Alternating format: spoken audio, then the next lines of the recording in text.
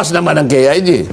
O edi ngayon, ang mali mo ngayon, magkasalungat ngayon yung mapa mo at saka yung definition ng West Philippine Sea na nasa batas natin. Tama. Kasi sa batas, nandun yung sa West, ang Philippine Sea, include KIG, itong sa Scarborough Shoal, at itong sa... and the maritime feature, sabi niya, ng KIG. KIG. Pagkatapos gumawa ng mapa, wala naman sila dyan. Salungat.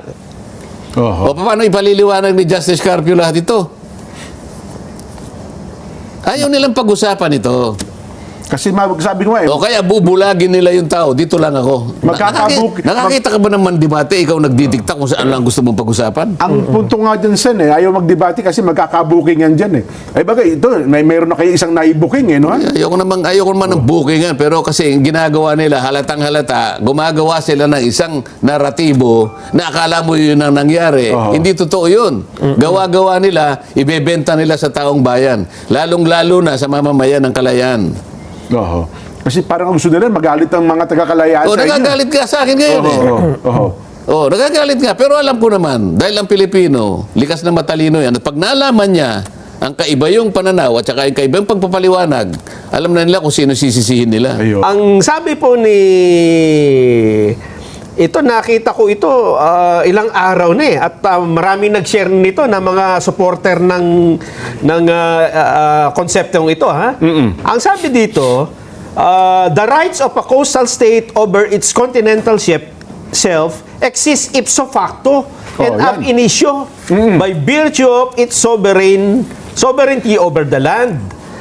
The territorial sea and the continental shelf were the exclusive economic zone and extended continental shelf are considered integral natural extension of the coastal land territory.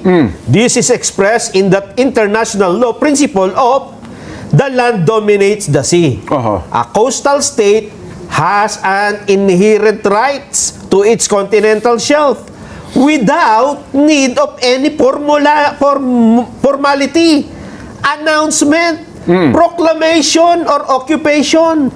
There is therefore no need to proclaim the coordinates of the outer limits of a coastal state. Sino nagsabi niyan? Justice Antonio Carpio. Ulitin mo nga, sino nagsabi? Retired Justice Antonio Carpio. Yun ang principle. Okay. International principle. In an ideal world, tama naman yun Pero, ideal ba yung mundo natin, Nelson? Lalo na dito sa Pilipinas, yung pinag-uusapan. Exclusive economic zone at saka yung ating continental shelf. 200 nautical miles away from the baseline. Opo. Okay? Ilan ang nag-overlap na water system dyan? Isa-isayin natin. Sa bandang norte, meron tayong problema, nag-overlap nasa Taiwan at saka China because of the Pratas Island. Okay? Bandang norte pa rin, nagkakaroon ng overlap ang ating Philippine Sea at saka yung Basi Channel. Ito ay problema natin sa Japan at saka sa Palau. Baba tayo sa south. May problema tayo dahil sa Sabak Lane. So nag-overlap ang ating EEZ. Sabah, Malaysia. Meron pa sa Indonesia. May konting dispute. Nagkukulay ang ating Celebes Sea at saka yung Sulu Sea. Ideal ba yun? Kaya nga ang sinabi ng UNCLOS, kung pakikinggan mo, sino na yun? Retired Justice. Si Retired Justice. Okay. E di huwag na natin pakinggan yung Article 75 at saka Article 84 ng UNCLOS. Ano bang sabi ng article? Na kailangan magsumite. Kasi alam mo, ang UNCLOS pinagmumula ng ating karapatan. Ngunit meron ding partiyan ng obligasyon ng bawat estado.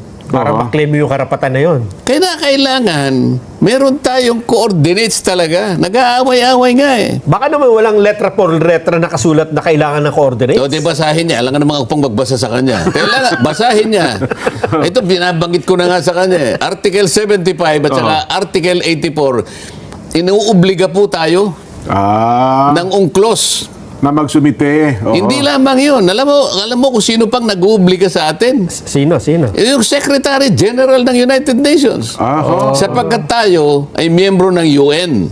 Opo. Alam mo, nag-i-issue ng regular na paalala ang United Nations na tayo ay mag-comply doon sa mga regulatory issues. Kagaya, pinagsasamit tayo ng coordinates talaga. Aha. Alam ba nyo ngayon, isipin mo, ito, kailangan malaman ninyong dalawa ito. Obligasyon ito Opo. ng isang partido ng isang treaty. Okay? Kailan ba tayo nag-sign sa UNCLOS Gen? Kailan pa? 1982. 1982 na pala. Niratify ng ating pamahalaan 1984. Okay. Naging enforceable sa atin Opo. 1997 o 1994. 1994. Okay. Sa makatwid, 1994, 2026, ilang taon nang nakararaan? Oh. Nelson, Mga... mathematician, 32. 32. Tama. 32 years ago. Oh. Sabi ng Article 75, 84, mag-submit kayo ng chart sa mga coordinates. Hanggang ngayon, hindi pa tayo nagsasubmit. 32 years nang nakakaraan. Babasahin ko na para akala ano nyo lang yan No. Interpretation. O yan, nakita na niya. Ayan, Basahin mo. Article 75. Part of the Convention's provision on the exclusive economic zone requires coastal states to provide publicity for charts or list of geographical coordinates. Yan. Ulitin mo nga yun. List of geographical Ayan, coordinates sana nakikinig yan. defining the outer limits of their EEZ. Oh. Ibig sabihin, Sen, parang talagang banggaan no? Hindi ba obligasyon yun? Oo. Ibig mo sabihin, ikaw pinangangalandakan mo ang karapatan mo sa UNCLOS. Pero yung obligasyon, hindi mo tinutupad. Aha. Dalawang bagay yun, Nelson Oo. Tama. Alamin mo ang karapatan mo, sinasaad sa UNCLOS, ngunit gampanan mo ang pananagutan mo, ang obligasyon mo na nakasaad din dito. Aha. 84, ano sinasabi ng 84? Yan. Hanggang 75 lang po ito. Sige, basta total nabasa niya na yung Dito pa lang, dito pa lang tapos Wala na na tayo po. O bakit niya sinasabi? Sinong paniniwalaan mo ngayon? Yung UNCLOS o yung sinasabi niya? Aha. Makikita po ng natin ngayon. Bakit po kailangan ng coordinates? Ang dami po kasing disputants ang daming claimants Tama po. Para hindi magulo, yun lamang yun lamang pong sasabihin ko sa inyo, meron tayong tinatawag na International Seabed Authority. Okay. Yan po ay may kinalaman sa mga vessels na nag-explore po ng oil and gas. Na ganyan, at saka ibang magnetic minerals, ano? So, exploration naman po ito. Okay. Ibang genetic minerals, I'm sorry, no? Oh. Sana kung ang pakay mo lang ay Maritime Scientific Research. MSR. Ayan, kakaraniwan may consent na yan kasi kailangan ng pangmundong agham yan Research. para malaman natin kung Ganun ano pala yun. Oho. yan walang masyadong problema yan Masyadong tututo. Pero pagka pumalaot ka at ang gagawin mo ay exploration, oil, gas, Ayan. and genetic minerals, Aha. ay i-guide ka ng Seabed Authority kasi nasa ilalim na yan. Kaya nga yung continental shelf mo, kailangan yan Opo. Kung wala kang coordinates, hindi ka basta makakapasok dyan. Ayun. Sasabihin ng pag may coordinates, di kung wala kang kaya pala pasok ng pasok sa atin yung mga yan paano? Kasalanan lahat ni Justice Carpio. Sinabi niya, hindi na dapat magkaroon ng coordinates. Kaya siguro po ngayon, papasukan tayo ng lahat ng mga nag-explore na yan. Sisihin po ninyo siya. Kasi ayaw niya magbigay ng coordinates Hanggang ngayon po, ay wala pa po tayong coordinates pagkatapos ng 32 taon. Alam niyo kung bakit? Ayoko. Kasi pinayuhan nga ni Carpio na wag na maggumawa. Kaya nga siguro. Aha. Ngayon madali namang kwentahin. Na pag sinasabi natin, alam mo, sinabi ni Jen, sinabi ni Nelson, sinabi ko na rin. Hanggang ngayon po after 32 years, bakit hindi po tayo makapag-submit, makapag-devotion ng chart at geographic coordinates? Mali ka naman eh. Putya. Oo. Kapag ang dami na namin puntahan po ninyo yung website po ng Division for Ocean Affairs and the Law of the Sea.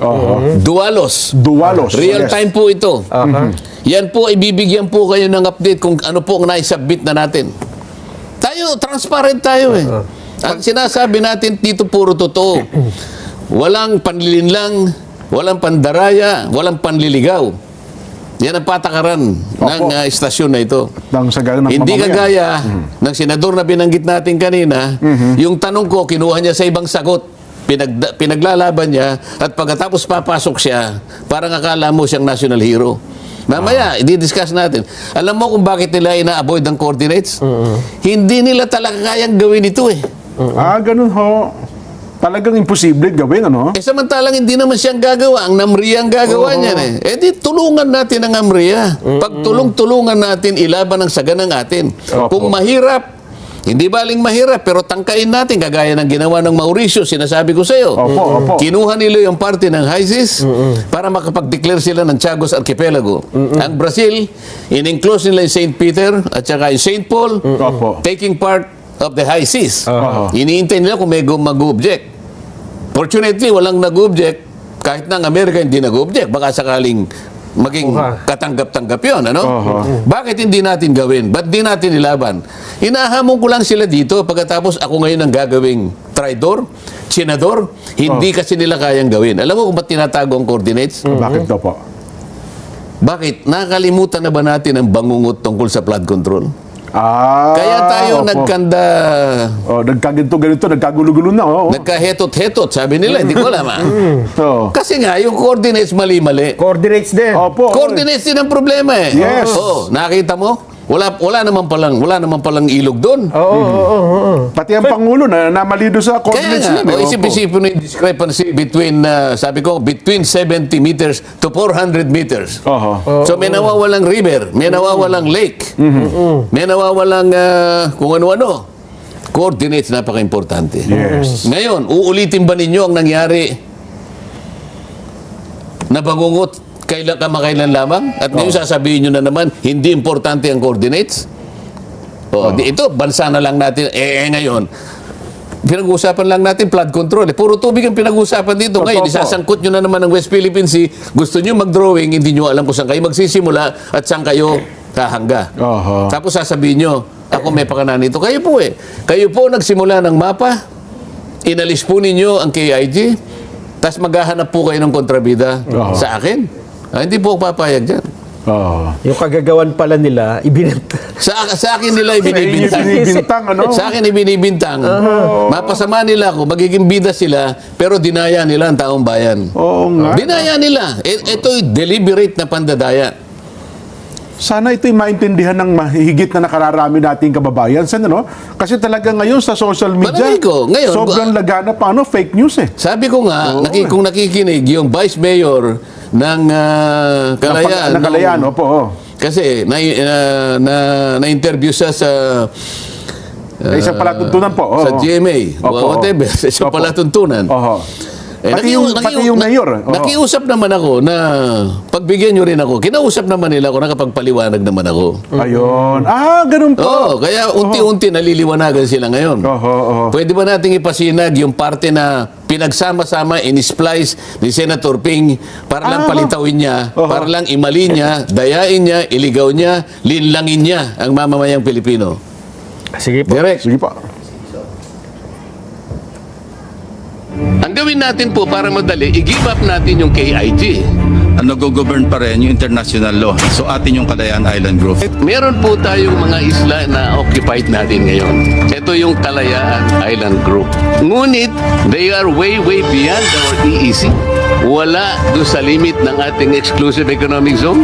Being a member of the armed forces, our seas, our rights, and our future, and we just stick to what is legally ours, what is stated in our law, sir. I'd like to congratulate you for responding very well to the questions of the Honorable Marcoleta. Nakita nyo? Nakita ninyo?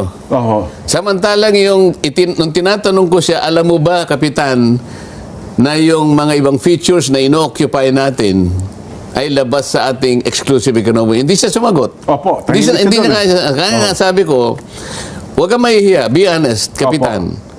Wala sila kako sa loob ng ng ating exclusive economic zone. Pero Opo. sinabi ko nga, I will not take it against you. Opo. Ngayon, ang tinanong ko uli, yung nga sinasabi ko, anong political gain, anong economic interest ang ating makukuha kung papayagan natin si Commodore Tariela na hiyain sa magitan ng mga caricatures ang mga heads of state Opo. ng ibang bansa. Sinabi niya, we will fight for... Opo, doon niya pinasok yun. yun ang naging So, sagot niya. pinagsama-sama po niya, para sa ganoon, akala mo, pinagigib up ko, sumagot, ilalaban po namin yan, Aha. kinongratulate naman niya, nakita niyo kung paano niyo pinagsama-sama? Na para bagang ang dating, kinakampihan niya, yung si Captain Pilar, kasi nga, Oo. yung mga sagot daw niya. Samantalang sa mga ang tanong pinag-uusapan naman namin doon, nung i-give up mo ka Oo. para hindi ka mahirapan sapagkat hindi mo maido-drawing talaga ang West Philippine Sea. Ang layo. So, gusto ko siyang tulungan sa kanyang paghihirap nasagutin na talagang kung nga yung mga namriya, hirap na hirap siya pa kaya. Yung kapitan. Talagang hindi mo kako magagawa. Para magawa mo yan, para makumpleto mo yan, you give up your KIG. Doon niya kinuha yun. Pagkatapos naglabas siya ng marami pang mga pagpapahayag. Hindi ko lang naibigay kayo, pero babasahin ko. Kasi feeling niya, Sen, mukhang Ito, pakikita ko, gawa niya ito, sa kanya galing ito, babasahin ko lang. In geopolitics, sabi meron niya. doon tayo, sige, ipakita niya sa Itong ganito? Yes. Yan. Sige. Sige po, ano po laban, Sen? Habang Sabi niya, in geopolitics, Okay. the most common sources of information are technical intelligence and homegrown traitors who are willing to sell their country in exchange for what's in it for them. In intelligence operations, it is called recruitment in place. Unang-una, bakit dinefine niya yung geopolitics ng ganito? In geopolitics, sabi niya, opo. Geopolitics daw ito na ang most common sources of information are technical intelligence and homegrown traitors who are willing to sell their country in exchange for what is in it for them. Paano napunta doon sa pag-uusap na meron pala siyang pinaghihinalaang mga homegrown traitors na gusto lang ibenta yung sarili nila? Meron naman siyang tinutukoy dito eh. Gusto ibenta ang bansa. Samantalang ako, tinatanong ko lang paano natin iguguhit ang West Philippine Sea. Ngayon, isinangkot niya yung geopolitics. Opo. Ano ba definition ng geopolitics? Geopolitics. Bakit? Yun ang kanyang Yun ang kanyang premise. Hindi ko alam. Dapat hindi geopolitics ito. Papalitan natin. In dirty politics. Ayun. In dirty, maruming politika. Siya nagpasimula nito eh. Hindi geopolitics ito eh. Dirty politics ito. Kasi ang geopolitics is a study of how geographical factors such as location, natural resources, climate, and topography influence international politics, foreign policy, and power relationship between nations. Yun ang geopolitics. Ang layo naman. I-define niya sa pagkuha ng mga impormasyon, nag-i-involve ng mga traitors, homegrown traitors, ewan ko kung sino na naman ang kanyang tinutukoy. Pinatutungkulan na naman siya. Mahilig siya sa ganito eh. Mahilig siya sa paggawa ng ganito. So, dinipay niya yung geopolitics sa kanyang sariling imahinasyon. Nakialam na naman siya sa debate namin na sana matuloy na. Gumawa na naman siya ito. Nandiyan ba sa ating screen yan? Ang dami niyang pinakikialaman na hindi naman siya kasangkot. Ayan. Alam mo sinasabi niya rito? Lacson, debate on Calayan Islands may affect Pag-asa Islands residents. Ano na naman? Maapektuhan daw yung mga residente ng Pag-asa. Talagang ginugulo niya, tinatakot niya. The debate proposed by Senator Rodante Marcoleta on whether the Kalayaan Island Group belongs to the Philippines, wala naman akong sinasabi tungkol dito kung kasama. Sila nga ang naglagay sa mapa, hiniwalay nila may not only be agonizing and pointless, but could potentially affect the basic right of abode of the Filipinos already living there. Lacson thus appealed to retired Supreme Court Justice Antonio Carpio, University of the Philippines Professor, Attorney Batong Bakal, to spare Filipinos from such debate. Oho. Parang nagmamalasakit Sen, ha? May bahid ng pagmamalasakit, ha? Ang daming pagsasawsaw na hindi ko maintindihan. Anong balak mo ba rito? Kaya nga tanong ko sa inyo kanina, Okay. yung dalawang tanong sa isang kadete sa paggabay at sa pamagitan ng dalawang pagtatanong. Do I intend to deceive? Do I intend to gain undue advantage? Dapat palang isasagot mo rito ay hindi. Okay. Opo. Para ikaw ay ituring na honorable. Masasagot niya ba ng no itong ginagawa niyang ito? Oho. PMA ito Philippine Military Academy. Dalawang tanong ang gagabay sa isang kadete. Opo. Bakit niya, ito yung tinatanong ko sa kanya, ba't niya ginagawa ito? Ito pa, sa Twitter, X, an earnest appeal to Justice Antonio Carpio and Attorney J. Batong Bakal. Let's spare our country, especially our kababayans from Barangay Pag-asa, KIG, Palawan, from the agony of another pointless debate that might put into question their basic right of abode. Paano ayaw ba niya na malaman nila na puro mali ang kanilang pinagsasabi? Ito yung kaniyang gustong pagtakpan eh. Ang dami niyang gustong pagtakpan. Baka magkakahalataan Bakit hindi bigyan niya ng malaking pagpapahalaga kung paano niya gagawan ng ending yung Blue Ribbon Committee na hanggang ngayon yung kanyang draft ay hindi maliwanag, paiba-iba. Hindi malaman kung saan tutungo. Ano bang ginagawa niya? Ito ba'y para palabuin ang issue ng flood control? Doon pa lang Ito yung hinahanap sa iyo ng tao. Dito ka hinahanapan ng output. Ninakaw, nilimas ang kabang bayan. Pero paiba-ibang pinatutungkulan. Sabi niya, i-charge natin si ganito. Ngayon, hindi na natin i-charge naman. Ano ba talaga? Saan ba talaga patutungo ito? So, imbes na ito ang bigyan niya ng focus, ng atensyon. pinaka-focus ng atensyon sapagkat itong kailangan ayusin mo, naghihintay ang milyon-milyong kababayan mo. Dahil ikaw ang chairman yan.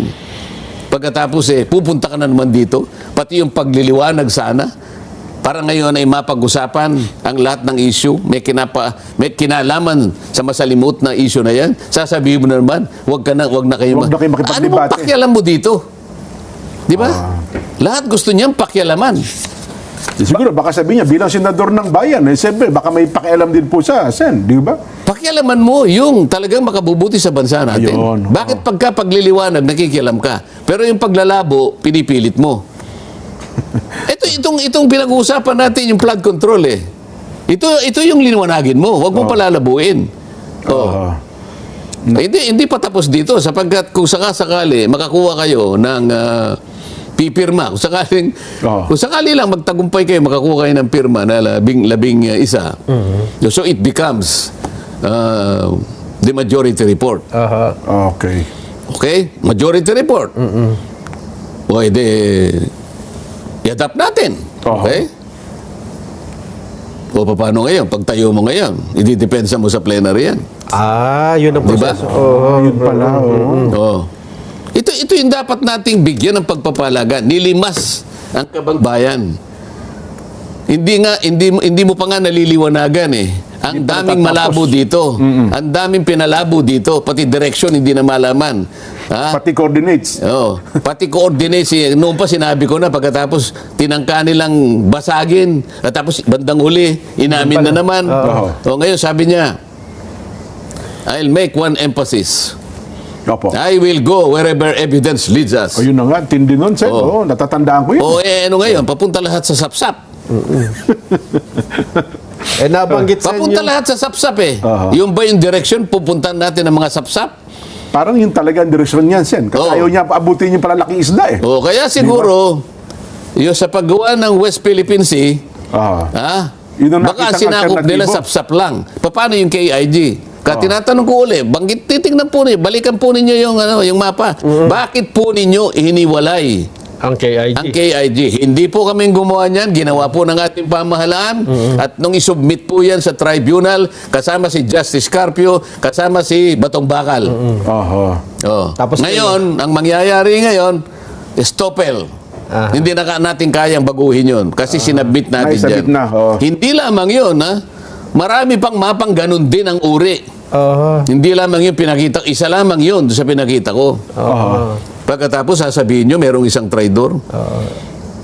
Tapos kayo ang sasabihin, Oo. hindi nagsasalitang hindi teritoryo ng Pilipinas ang KIG. Pagkatapos sa akin yung sasabing, Parang ipinamimigay niyo raw ang KIG. Parang pagkatapos hahamunin pa ako sa sinabi kong, whether or not the KIG is part, kayo nga ang nauna iniwalay nga ninyo Oho. Pero ano pa ang original version? Alam mo, Sen? kaya hindi ko muna nilabas yan. Ayaw kong kahit papano, siyempre yung gobyerno nagkamali siguro. Bakit ganun? Ano? Oo nga Pero po. napilitan na rin ako papano, sa akin ipinupukol ang pagkakamali na sila ang gumawa. Pagkatas pagtatakpan nila yung kanilang pagkakamali. Huwag ka mag-alala, Justice Carpio. Meron ka pang isang araw tatalakayin namin kung paano mo ipinamigay ang halos 242,000 square nautical miles ng ating territorial sea. Bay, napakalaking bahagi ng Oo. Pilipinas doon, Sen. Yan ay yung pinaka-ebidensya ng treason. Alam mo kung bakit, Jen? Oho, Doon sa kanyang ginawang pagdidesisyon, inakala niya, Ito sige po, Sen, kanya, desisyon na po niya ito, Pero desisyon niya ito. Okay. Ito, maalala niya, sasabihin ko sa kanya, Magaliona Magaliona. versus Ermita. Okay. Oo. Pumayag siya sa argumento ng gobyerno na paliitin na lang natin ang territorial sea sapagkat makakakuha ng tayo ng ganansya sa ating exclusive economic zone. Lumaki nga, sa palagay niya, ang exclusive economic zone, ipinamigay niya yung 242,000 square nautical miles. Oho. Territorial sea yun, Jen. Ibig sabihin, parte ng ating territory. Yes, oh, Yung maritime rights, limited lang yun. Limited Economic lang po yan rights po. lang yun. Opo. I charge him treason for this. Ah. Kailangan malaman mo na, Justice Carpio, kung nakikinig ka. Territorial rights po yun. Kasi sa ibang bansa, pag pumasok Ayun po ng nga, ibang kaya bansa, ayaw doon, nilang iba- makipagdebate kasi sasabihin ko lahat ito Hindi na nga makikipagdebate yan, Sen. Hindi, makikipagdebate yan, pilitin nyo. Hindi, sinabi na may Oo. premise na- Ito mo, dahil nga sa sinabi ni Ping Lacson Yan. na sinabi niya na geopolitics, ang pagkuha ng impormasyon sa mga traidor, bla bla bla. Opo. Gumawa rin ng pagpapahayag. Itong Justice Carpio, sinabi niya, I intend to revise. Sabi niya, sana ma-revise natin ang Foreign Service Act sa DZBB. Ayun. Na-interview siya. Ha? Para daw malaman, baka may mga Pilipino na nagsisilbi na foreign agents at binabayaran ng China. So, nasabi na nga natin nung isang araw, nakalimutan niya, yung anak niya nagtuturo sa University of Beijing. Oho. So, nagsama-sama sila. Nakikita mo, magdidikit-dikit sa isang larawan na sila magkakasama. Oho. Kung basahin mo yung dyaryo ngayon, yung isang manunulat sa, hindi ko alam kung Inquirer yun o Ambet Ocampo. Opo. Isang malapad na dyaryo na lang po. Oh, may isang malapad na dyaryo, binabanggit na naman niya yung mga naunang mga mapa na pinagsasaligan ni Justice Carpio na, ayan, sabi niya, hindi kagaya ni Marcoleta na pinamimigay niya. Sabi na naman niya. So, iba, yung narrative nila, gumawa sila ng sariling narrative, sila-sila. Opo. At Na pagkatapos pinamimigay niyo ngayon, raw, merong isang opisyal Oho. ng relihiyon. Ha?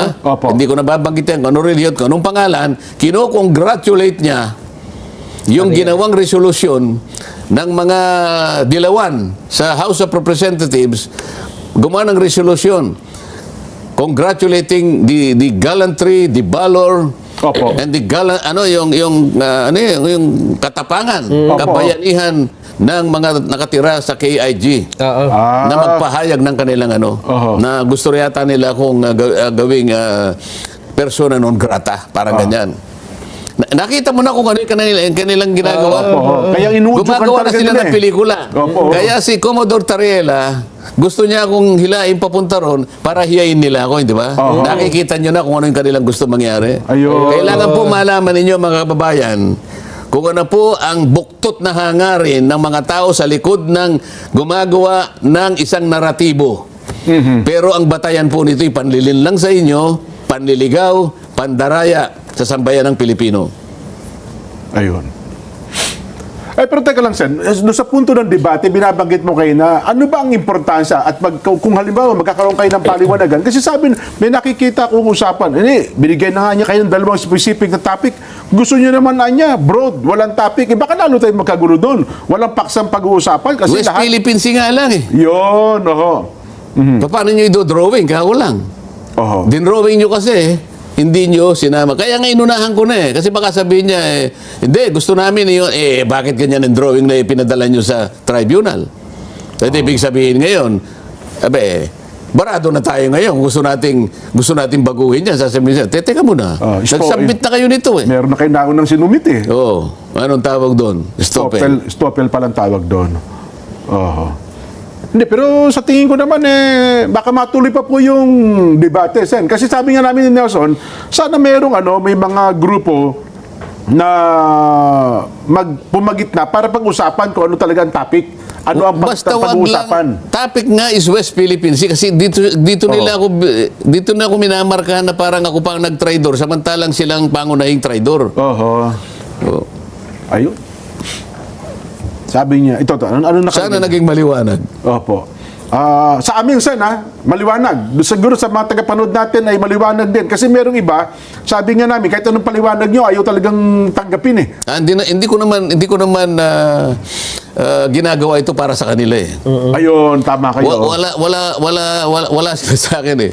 Alam mo, Opo. mas importante sa akin, yung mga kababayan natin na kayang tumanggap ng katotohanan at Yan. katuwiran. Yung Marami open-minded. yan ang pinakamarami. Oho. Yan ang ayaw kung kahit sino ilinlangin sila. Oho. Kasi madali silang gumawa ng naratibo, kagaya ng pinidiscuss natin kanina. Ayaw kung may malin lang doon. Ayaw kung may mailigaw doon, mahirap yun. Kaya gagawin ko lahat ng aking magagawa para sa ganun, ituwid ko yung ginagawa nila na yan. Yan ang ayaw nilang discussing ko. Yan ang ayaw nilang paglabanan namin. Kaya nilimitahan kayo. O kaya nililimitahan ako. Yun lang limitasyon maliwanag na doon eh. Oho. Patutunayan niya raw na yung mali yung sinabi ko na there is no such thing as West Philippine Sea. Hindi man lang niya binalikan kung bakit ko sinabi yun. Oho. Hindi man kailangan ng debate yun. Balikan mo lang bakit ko nasabi yun eh. Tama. Di ba? Sabi ko nga, wala naman kayo pagkatalunan sa issue na yun. Pagkatapos sinabi niya na, sinabi ko rin ng HIG ay, kung hindi parte ng territory. Hindi ko nga sinabi yun eh. KIG. Opo. Kayo nga ang gumawa. Hindi nyo sinabi pero ginawa ninyo, hiniwalay ninyo ang Kalayaan Island Group. Oho. Malinaw na malinaw yun ha. Exhibit A yun. Nilagay pa nila ha. Oho. West Philippine Sea. Pero may hangganan, wala talaga. So kayo pong mamamayan, kayo pong mga kababayan natin sa Kalayaan Island Group, tinuulit ko po, wala po akong sinabi ang gusto ko yung ihiwalay sa teritoryo natin. Sino naghiwalay?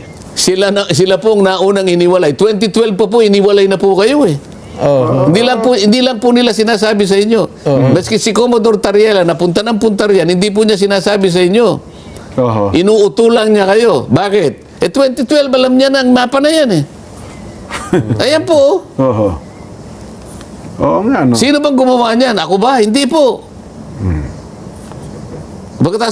Tapos iimbitahin niya ako. Gusto kong pumunta sa tamang pagkakataon. Bakit hindi? Kaya lang, tingnan mo, Jen. Opo. Bakit natin kinakailangan talagang bigyan ng coordinates? Palaging doon ako pumupunta eh. Opo. Ba't kailangan natin matiyak ang hangganan ng saganang atin? Dalawang bagay yun, Nelson. Opo.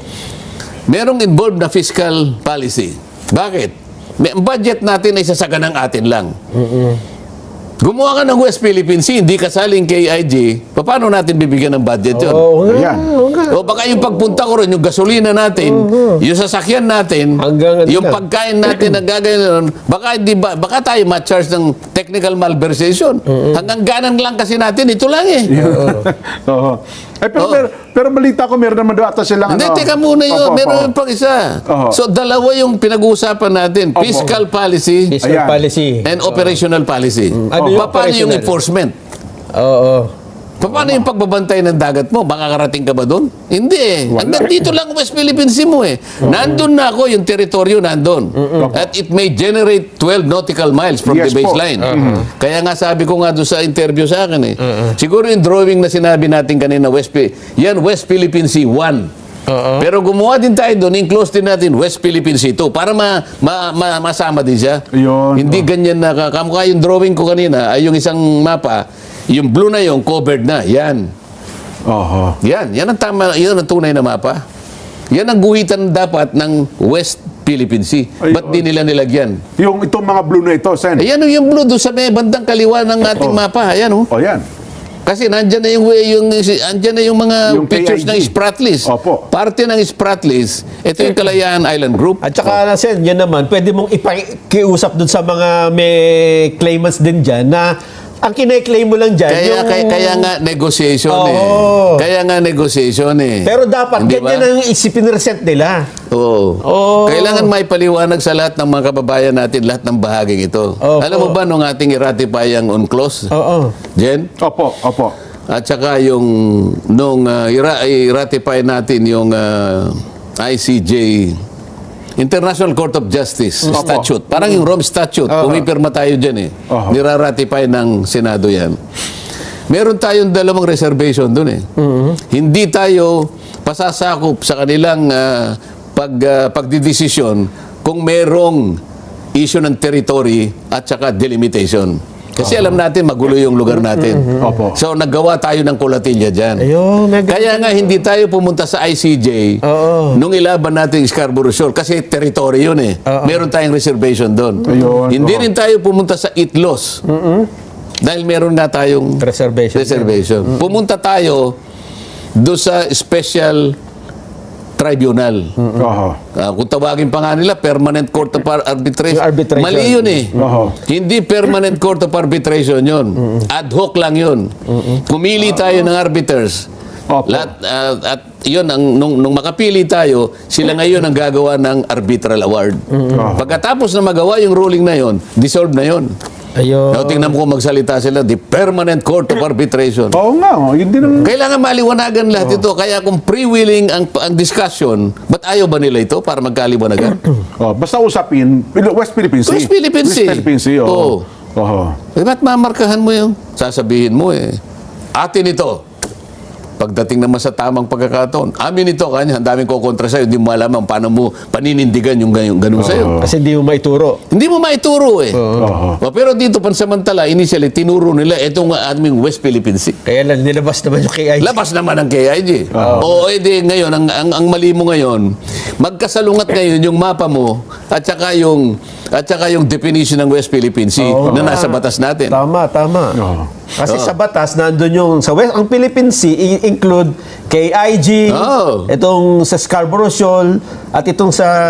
And the maritime feature, sabi niya, ng KIG. KIG. Oo. Pagkatapos gumawa Sa ng mapa, mapa, wala namang KIG. wala naman sila dyan. Oo. Salungat. Oho. O paano ipaliliwanag ni Justice Carpio lahat ito? Ayaw nilang pag-usapan ito.